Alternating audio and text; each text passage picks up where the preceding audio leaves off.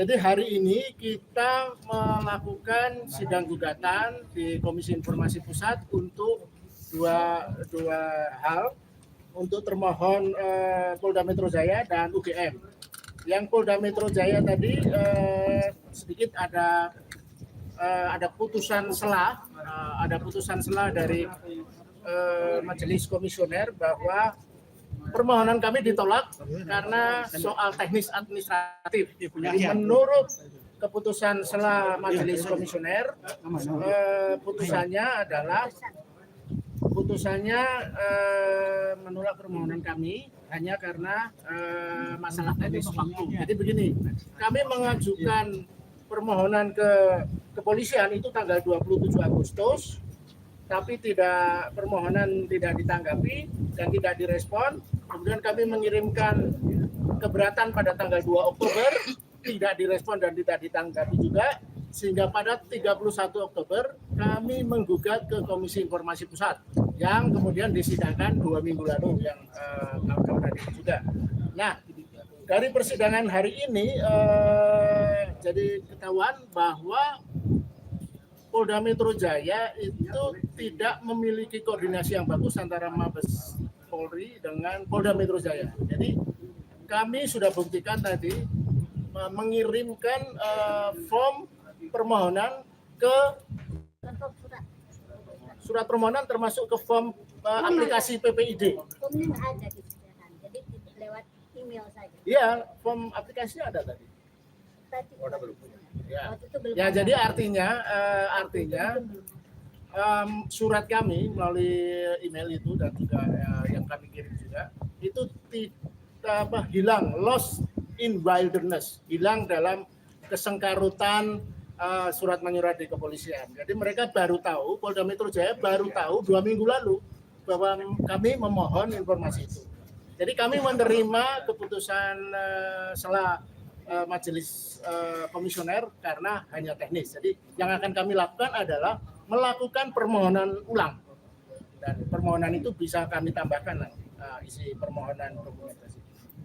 Nah, dan catatan lain soal Polda Metro Jaya, mereka dengan ini jadi sedikit tahu problem internal mereka, miskoordinasi, dan soal teknologi digital mereka yang segera harus betul-betul bisa mengawasi atau memantau aplikasi PPID.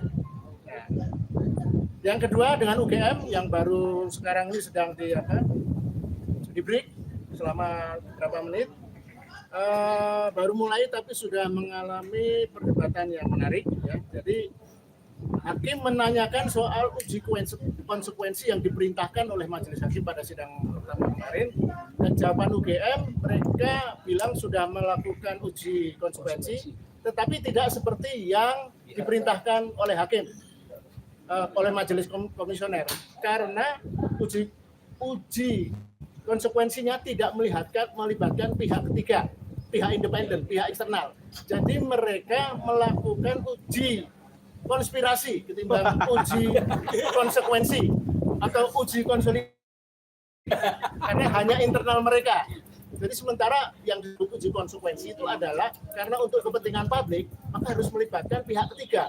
Bahkan tadi yang menarik, majelis hakim sampai memberi trik kalau mau memberikan uji konsekuensi, undang pakar-pakar di luar UGM yang masa pemikiran kerahasiaannya sama, kehati-hatiannya sama. Itu trik yang perlu dicamkan oleh UGM. Dan yang kami prihatin, penegasan ini istilah UGM sendiri bahwa UGM tidak menghormati majelis komisioner KIP. Itu tadi ucapan majelis komisioner. Dan yang menurut ini opini kami, menurut saya UGM sepertinya tidak memahami konsep-konsep basic keterbukaan informasi publik. Misalnya konsep independen seperti tadi, dia tidak mengundang pihak ketiga. Kemudian apa yang dikecualikan? Tadi saya melihat seperti ibu guru di sebuah sekolah dasar sedang memberi pelajaran basic bagaimana memahami informasi publik, kerahasiaan, dan apa itu dikecualikan. Misalnya ilustrasinya adalah soal ijazah, salinan ijazah. Kan setiap kali ditanya, UGM hanya jawab satu hal. Menurut kami, yang kami mohon, kami mohon jawaban mereka adalah semuanya dikecualikan. Ya, artinya karena itu sedang dalam proses hukum. Tetapi yang aneh misalnya gini, walaupun UGM tidak bersedia memberikan dokumen itu, misalnya soal ijazah, kami sudah mendapatkan dari KPU, sudah mendapatkan dari KPU Pusat, KPU Jakarta. Jadi ini ada pemahaman yang aneh dari UGM soal pengecualian. Dan yang terakhir soal laporan KKN misalnya tadi sudah disinggung, apakah laporan KKN kembali ya, ini yang dimaksud ya, pertanyaan Majelis Komisioner adalah ini berlaku bukan hanya semata-mata untuk Pak Jokowi atau UGM, tapi untuk publik. Itu yang selalu ditekankan. Jadi ada kesan memang tadi disebut yang paling menurut saya teguran paling fatal adalah UGM itu telah melakukan sikap-sikap kaufinis. Jadi sikap-sikap kaufinis itu adalah sikap membanggakan diri berlebih-lebihan pada institusinya sehingga tidak melibatkan pihak lain, publik yang lain. Jadi seolah-olah hanya UGM yang tahu dan boleh tahu. Makanya mereka tidak mengundang pihak independen. Saya kira dari saya itu saja, mungkin ada tambahan dari Mbak Leoni, Mas Hendro.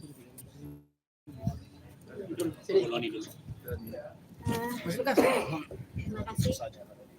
Saya tadi tersentak juga ketika wakil dari UGM menyatakan bahwa kemungkinan pihak luar tidak memahami dokumentasi atau prosedur yang ada di UGM. Sebetulnya perjalanan panjang kami ke sini adalah suatu yang saya jalankan dengan pengetahuan dan pengalaman dan keilmuan saya, dengan latar belakang adalah sistem informasi dan manajemen. Bahwa dokumen yang menjadi kontroversi di masyarakat sekarang itu adalah salah satu yang ijazah itu hanya salah satu produk akhir. Karena saya sebagai orang sejawat paham nih, desain suatu sistem informasi organisasi dari apalagi untuk yang ijazah itu semua kita mengalami alur yang dilalui oleh setiap mahasiswa itu, bahwa ijazah itu tidak mungkin ada kalau tidak ada prasyaratnya. Sebelumnya apa itu? Sidang, yudisium.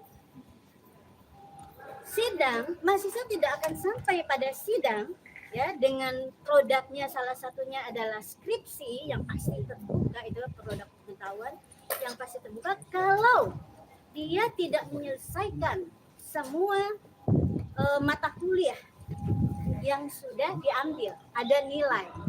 Lalu setiap semester pasti ada transaksi. Jadi yang kami minta itu udah kami turunkan ya, perjalanan dokumen dari input, proses, output, lalu output ini akan menjadi input untuk tahap berikutnya. Itu adalah kami sudah uraikan dengan hati-hati. Dan kenapa kasus ijazah ini sangat penting? Ini adalah menyangkut ijazah orang yang pernah menjadi orang nomor 1 di Indonesia. Artinya kita masyarakat ya pernah menjadi pengguna jasanya kita. Masih ingat nggak, kita kalau melamar itu harus menyertakan ijazah, bahkan diminta transkrip. Nah, artinya apa? Pihak penerima kerja itu berhak atas informasi, kapasitas intelektual dan prasyarat untuk memasuki kerja tersebut. Jadi dalam hal ini apa yang kami minta nanti sebetulnya saya coba udah turunkan bahwa apa yang kami minta harusnya itu semua terbuka karena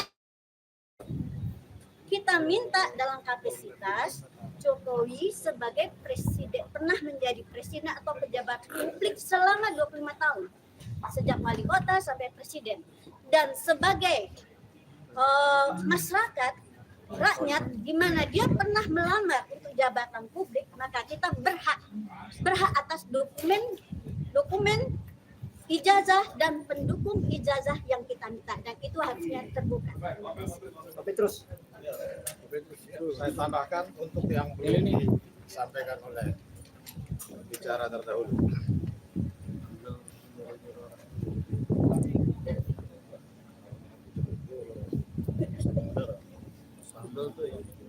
Baik, pertama kami clearkan dulu soal putusan sela yang menolak permohonan pemohon. Supaya kesan terutama di masyarakat kesan negatif seolah ini akhir dari segala-galanya ya. Ini hanya soal kesalahan teknis di antara Mabes Polri dengan Polda Metro Jaya. Ketika surat kita masuk ke Mabes Polri, dari Mabes Polri ke Poldanya tidak nyampe, sehingga dari segi tengah waktu sudah lewat. Karena itu permohonannya harus dinyatakan ditolak dan diberi kesempatan untuk diajukan kembali, bahkan bisa diperluas. Jadi itu clear ya, tidak ada masalah. akan diprioritaskan. Ya. Yang kedua soal sikap pihak termohon atau UGM. Mereka menampilkan watak sombong, arogan, menganggap seolah mereka lah Jokowinya sendiri. Padahal mereka itu adalah pejabat publik ada di UGM yang punya kewajiban untuk melayani kepentingan pemohon. Karena pemohon bertindak untuk dan atas nama kepentingan masyarakat. Tetapi yang terjadi dalam sidang tadi menampilkan arogansi yang akhirnya ditegur juga oleh majelis hakim. Yang kedua, tim yang melakukan uji konsekuensi itu ternyata tim ini juga cacat. Mengapa cacat? Karena kriteria yang diberikan oleh majelis hakim yaitu menyertakan unsur masyarakat di dalam tim uji konsekuensi itu mereka abaikan.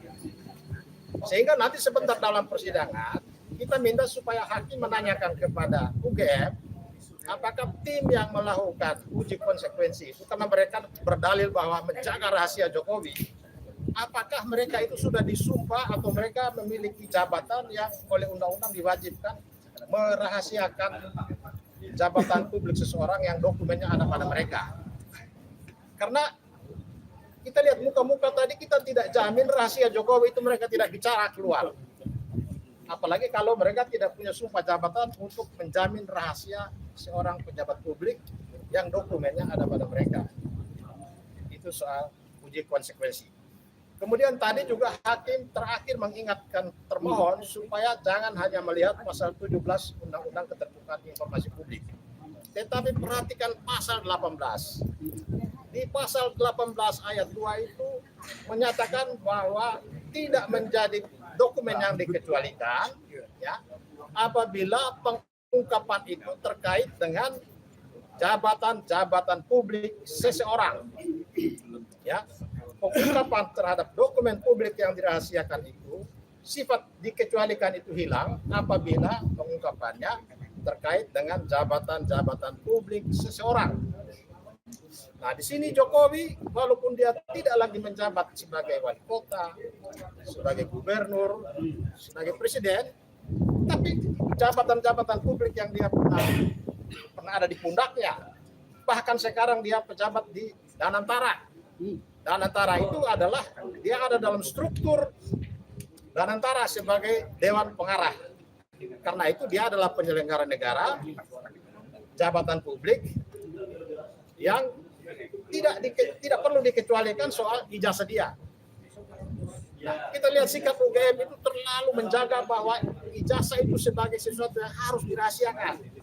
Padahal di ijazah itu tidak ada catatan tentang penyakit Jokowi. Di dalam ijazah itu tidak ada catatan tentang utang Jokowi.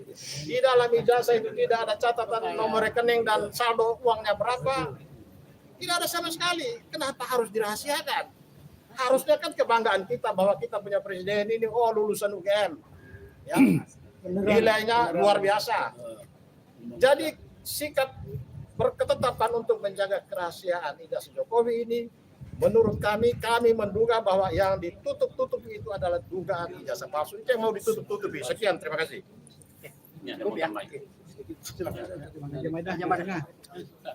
Mungkin saya sedikit. Jadi kesimpulan dari acara kita hari ini adalah khusus untuk UGM karena tidak mengerjakan PR yang dibuat, yang diminta oleh Bu Guru, artinya majelis mereka harus dikasih PR lagi untuk membuat uji konsekuensi lagi.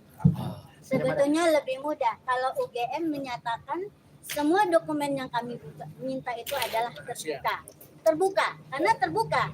Ketika dia terbuka, tidak perlu ada uji konsekuensi dan selesai dengan penyerahan. Oke, gimana? Aku sedikit ya, izin rekan-rekan. Dari persidangan awal tadi sebelum skor ada istilah yang baru menurut saya ya. Istilah ini justru semakin katakanlah menuduh atau menganggap UGM itu luar biasa. Apa istilah itu tadi yang nomor? Chauvinis akademik. Jadi chauvinis akademik ini saya udah buka barusan literatur, apa artinya? Menyeramkan. Berarti orang-orang yang hadir di sini baik yang ada di UGM itu memproteksi secara luar biasa kepentingan yang kita mintakan di KIP ini. Jadi kesimpulannya apa? Jika hal ini terus terjadi, saya nggak tahu bagaimana cara mengungkapkan yang kita mohonkan ada berapa poin itu ya. 20. Kalau mereka tetap mempertahankan chauvinisme akademik itu adalah memproteksi Universitas UGM secara berlebihan, menurut saya ini sudah melanggar hukum undang-undang KIP yang sekarang sedang proses ini. Saya mau dicatat ini. Jadi ini juga akan menyebar ke pihak yang lain ini. Kalau sikap mereka seperti ini terus akan semakin merugikan kepentingan publik. Oke, terima kasih. Kita lanjut sidangnya. Terima kasih Bang Aja. Bang Aja, tuh. Bang, di mic ini mic saya tuh, Bang. Udah. Ini punya siapa? Ini saya Buliani. Itu tas kita yang punya tuh. Tas hitam, ada tas hitam. Kang Rijal. Kang Rijal. Ngomong dong. Ngomong Kang Rijal. Ngomong Kang Rijal. Oh ya Bang Rizal Fadila ini penting nih. Ini TPU, mana ini TPU? Ini ada Bang Rizal Fadila. TPU. Ini baru the real TPUA ya. TPU ini hilang, kemana TPU hilang? Enggak hilang lah. Ada. Strategi ini. Ya. Siap. Kang Rijal 3, 2, 1 siapa nanya? Silakan. Oke. Ya silakan Kang Rijal. Ya, saya ikut ya dalam sebagai satu pengunjung ya melihat sidang di Komisi Informasi Pusat ini dari 2 kasus ya khususnya walaupun 1 kasus tapi ada 2 termohon ya, dalam masalah putusan selah terhadap Polda Metro Jaya dan pihak UGM yang melanjutkan proses permohonan terhadap kasus di Polda Metro Jaya. Ini saya kira kita sangat prihatin sekali bahwa masalah kesalahan teknis administratif yang dilakukan oleh pihak kepolisian, Polda Metro dan pihak Polri ternyata membawa konsekuensi hukum. Konsekuensi hukumnya adalah putusan selah. Gitu. Yang semestinya gitu kan kesalahan teknis administrasi di pihak termohon itu harus membawa konsekuensi hukum yang lain, bukan putusan selah, tapi adalah tindak lanjut berupa penghukuman. Gitu. Setiap instansi yang memiliki kesalahan itu harus dihukum. Kenapa sekarang yang dirugikan pemohon? Gitu kan? Malah pemohon harus melakukan lagi pembuatan ulang, gitu kan permohonannya, walaupun diberi kebebasan boleh menambah item tuntutan petitumnya atau pihak pemohonnya boleh ditambah, artinya diberi kebebasan seperti itu. Tapi sebenarnya bukan itu masalahnya. Masalahnya kesalahan orang lain termohon yang terkena hukumnya malah pemohon. Itu satu poin penting menurut saya dalam masalah hukum di Indonesia yang ditunjukkan tadi oleh Komisi Informasi Pusat. Yang kedua, ini yang saya ungkapkan, proses yang berlarut-larut begini, gitu kan, ulangi lagi permohonan, begitu juga yang soal UGM, gitu kan, ulangi lagi uji konsekuensi atas informasi yang dikecualikan. Itu kan mengulangi lagi nanti besok itu datang lagi. Ini pelanggaran azas peradilan yang murah, cepat, sederhana. Itu Oh ternyata kita dipertontonkan bahwa peradilan kita ini tidak cepat, tidak murah, dan tidak sederhana. Saya kira ini menjadi perhatian publik dalam konteks sistem peradilan yang ada.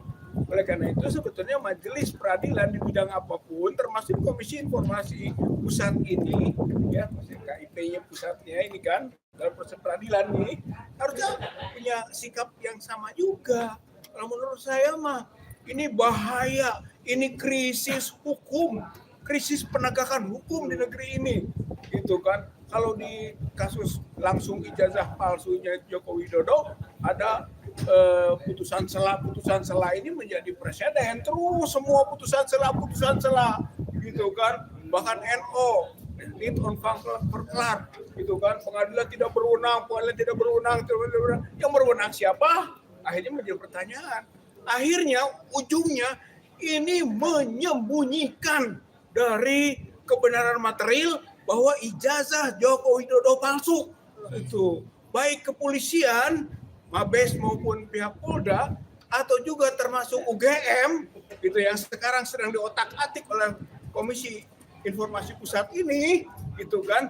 Itu adalah proses penyembunyian informasi publik bahwa ijazah Joko Widodo yang palsu itu terus dicari-cari jalannya untuk bisa akhirnya dibuat mengambang. Gitu. Saya kira ini yang bisa saya tanggapi atas bacaan dari proses peradilan yang tadi menyangkut Polda Metro Jaya dan UGM. Saya kira itu. Kang Rijal, tadi kan UGM terkesan seperti nggak siap. Apakah itu memang betul nggak siap atau memang termulai? Saya kira UGM itu selalu memproteksi.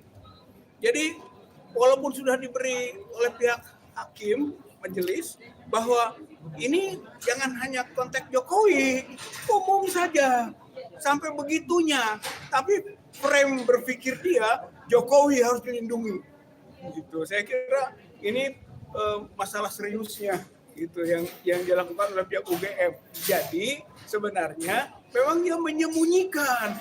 Lihat saja dari awal, dekan, kemudian rektor OVA, sampai ke pihak perwakilannya di pihak termohon sekarang, sama saja menyembunyikan, tunjukkan sebenarnya kepada publik bagaimana sebenarnya Jokowi itu dalam status baik perkuliahan maupun hasil KKN dan sebagainya. Intinya sebenarnya adalah bahwa produk akhir yang bacaan publik bahwa ijazah Jokowi Widodo palsu ingin disembunyikan, gitu, ingin diambangkan, ingin akhirnya tidak ditunjukkan, tidak dibuktikan.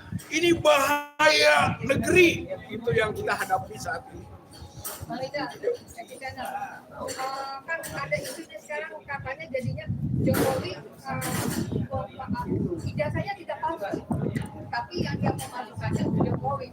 Nah itu untuk kasus hukumnya gimana kalau nanti berbalik dari mulai dari nol lagi? Yang Jokowi palsunya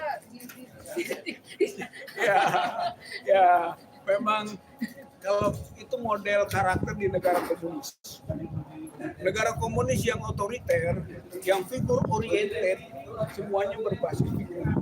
Sehingga kalau misalnya ada figur yang berhalangan, kurang bisa fit dalam diganti oleh yang lain. Gitu, dan dibuat model-model. Itu bahasa tadi Kak, dipalsukan. Sekarang kan aneh, masa di negeri Indonesia seorang presiden bisa diragukan itu presiden bukan? Bagaimana negara Pancasila yang harusnya transparan bisa memunculkan isu-isu cloning, gitu kan? Itu modelnya negara komunis itu pemimpin negara otoriter begitu. Kalau negara demokrasi, itu kan negara yang transparan tidak begitu. Apapun adanya seorang figur presiden, itulah dia tampilkan apa adanya. Sekarang sampai begitu kita dibodohi ini. Rakyat dibuat bimbang. Jangan-jangan itu bukan Jokowi yang sebenarnya. Yang palsu bukan ijazahnya, tapi Jokowinya. Akhirnya kita dibuat kacau, confuse kita ini. Inilah kita sebut model negara komunis kalau yang seperti ini.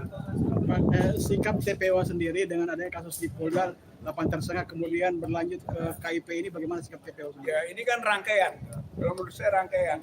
Jadi yang pertama Bambang Tri, kemudian diadvokasi oleh TPUA, kemudian TPUA juga melaporkan ke Barreskrim, kemudian muncul Roy Rismond Diva itu kan sebagai ahli yang membantu proses berikutnya. Kemudian sekarang masuk lagi kasus di Komisi Informasi, gitu kan. Ini Bong Jowi, ya, Bong Jowi. Jadi ini jangan dilihat masing-masing. Ini dilihat rangkaian kesatuan yang ujungnya akan mendukung lagi statement Bambang Tri, yaitu benar itu tentang ijazah Joko Widodo baik tingkat SLTA, SLTP maupun tingkat perguruan tinggi palsu. Itu akan ke sana nanti ujungnya. Benar juga apa yang diperjuangkan oleh TPUA. Kenapa TPUA gigih gitu kan memperjuangkan mengenai status ijazah Joko Widodo.